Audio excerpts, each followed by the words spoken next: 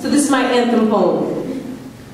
She will start the day with the sun illuminating on the backs of her building slowly crumbling, with the thread stitched into her thighs, preventing her from walking on her own 2 feet. You may call her a democracy in training, others may call her an apartheid, and I would call her Palestine, with her children marching. Did you not know that they would want to tattoo the tears of mothers across the backs of their neck to keep their heads from falling in disappointment?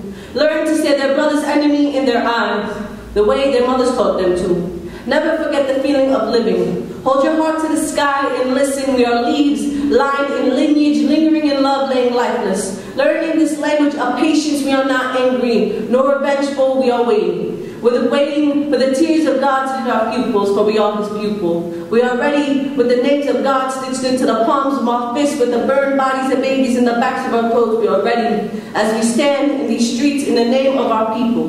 With the wind of God under our tongues we stand. Did you not think that we wouldn't place victory on our chest, carry pride on our backs, hold the souls of our old people on our arms like old newspapers, keep fear in an old shoebox, promise us tombstones of La ilaha illallah on them, and we'll be there, for this is not a war poem. This is the inside of my heart, the childhood of Palestine. There's no visa, no demolished home that could ever keep me from her.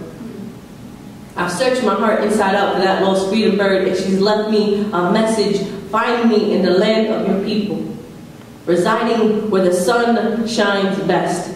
And the children will smile even if you never promise them tomorrow, for this is their anthem of sunsets and thunderquakes, of a heartbeat of a people, for the sun is rising for those mothers whose sons will never rise. We will blink, love, learn, and shout, and she'll be waiting to welcome us home. Thank you so much, Harper.